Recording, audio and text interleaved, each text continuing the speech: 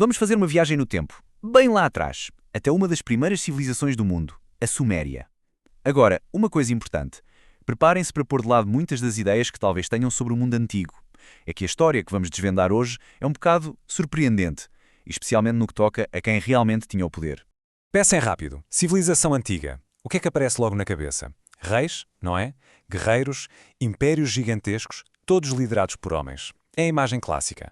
Mas, e se disséssemos que numa das civilizações mais antigas de todas, a Suméria, a história era bem diferente. E que as mulheres não só tinham um papel importante, como geriam negócios e, imaginem, indústrias inteiras.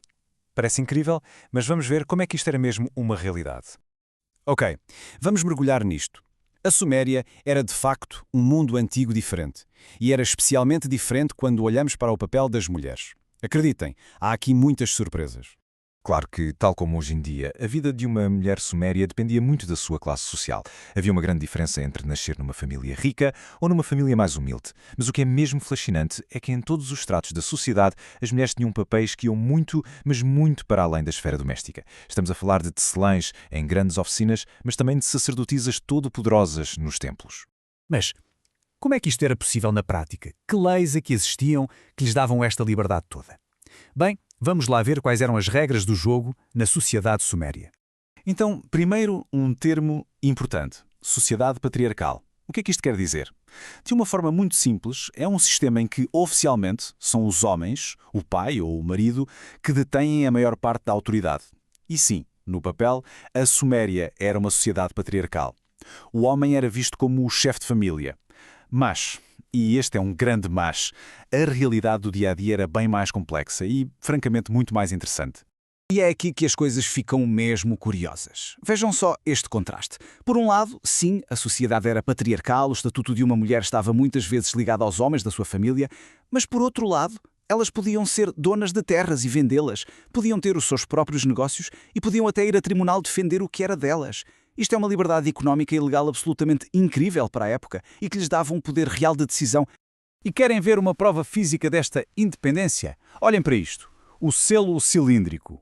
Pensem nisto como uma assinatura 3D impossível de falsificar. Era um pequeno cilindro, todo esculpido, que se rolava sobre a argila fresca de um contrato, deixando uma marca única. Era o equivalente a uma assinatura reconhecida em notário. E o mais espetacular, muitas mulheres tinham os seus próprios selos cilíndricos, usavam-nos para fechar negócios, assinar contratos. Era a prova física da sua autonomia. Ok, então tinham direitos legais e assinaturas próprias. E o que é que faziam com isso? Como é que este poder se traduzia na economia do dia-a-dia? Vamos ver. Vamos tentar visualizar isto. Imaginemos as ruas de uma cidade suméria como Ur. É um rebuliço de gente, de sons, de cheiros. E no meio de tudo isto, a gerir negócios, estão mulheres. Donas de tabernas, a servir cerveja, já lá vamos, comerciantes, a vender perfumes, tecidos, cosméticos, até investidoras imobiliárias. Elas eram sem dúvida uma parte vital da economia. E já que falamos em cerveja, preparem-se para este facto. Na Suméria, a cerveja não era só uma bebida para o convívio, era uma parte fundamental da dieta, quase como o pão. Era tão importante que até fazia parte do salário dos trabalhadores. E esta indústria, que era absolutamente central, era dominada por mulheres. Eram elas as mestras cervejeiras da antiguidade. Que incrível! Mas se a cerveja era importante, a indústria têxtil era gigante. Era de longe a maior indústria da Suméria. Estamos a falar de oficinas enormes, geridas pelo Estado, onde trabalhavam literalmente milhares de mulheres.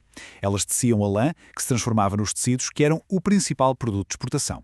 Pensem nisto, a riqueza e o comércio externo da Suméria assentavam, em grande parte, no trabalho desta mão de obra feminina. E no topo, mas mesmo no topo da pirâmide social, encontrávamos a figura da sacerdotisa. Geralmente era a filha do próprio rei, mas o seu papel ia muito para além da religião. Ela era uma gestora poderosíssima. Controlava terras que não acabavam, geria os armazéns de cereais, que eram o banco da altura, e, claro, tinha uma influência política brutal. Era, sem sombra de dúvida, uma das figuras mais poderosas de todo o reino. Mas a influência das mulheres sumérias não se limitava ao dinheiro e ao poder religioso. Elas estavam também no centro da cultura e até da ciência da época. Para percebermos isto, temos de falar da escrita. A escrita cuneiforme era um dos primeiros sistemas de escrita do mundo. Era feita gravando pequenas marcas em forma de cunha em placas de argila. Era algo super complexo de aprender, por isso muito pouca gente sabia ler e escrever. No entanto, algumas mulheres da elite dominavam esta arte. E saber escrever, naquela altura, era ter um superpoder.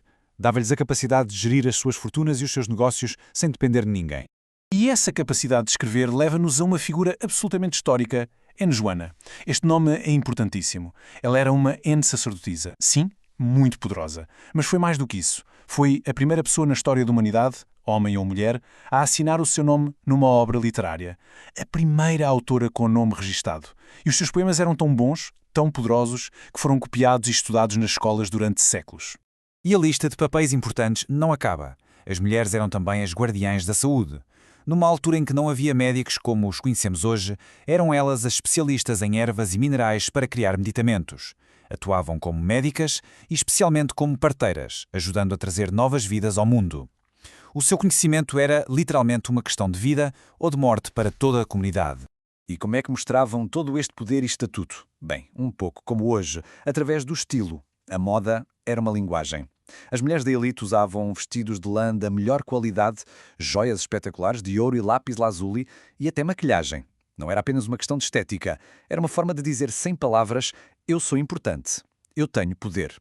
Ok, já vimos que elas eram poderosas na lei, na economia, na cultura, mas e então? O que é que fica disto tudo? Qual é o legado, o eco que estas mulheres deixaram na história? Pois, o legado é gigante. Elas não foram uma simples nota de rodapé nos livros de história. Elas estiveram na base da economia, com o comércio e a indústria. Elas estabeleceram alguns dos primeiros precedentes legais sobre o direito à propriedade. E na cultura foram as primeiras autoras e médicas. A verdade é esta: a história da Suméria fica incompleta, não faz sentido, se não lhes dermos o devido destaque. E o mais incrível de tudo é que não estamos a especular. Não são suposições. Esta história é contada por elas mesmas, através dos seus nomes gravados na argila, dos seus selos cilíndricos que marcaram contratos. São provas físicas que sobreviveram milhares de anos e que nos contam na primeira pessoa o seu poder e a sua influência. A história esteve sempre ali, à espera que a descobríssemos. Isto deixa-nos com uma pergunta, não é? Se a história destas mulheres esteve tanto tempo menos visível, que outras histórias fantásticas do nosso passado ainda estarão por descobrir? O exemplo da Suméria mostra-nos que a história não é uma coisa estática, preto e branco. É algo vivo, cheio de surpresas, e há sempre um novo ângulo para explorar.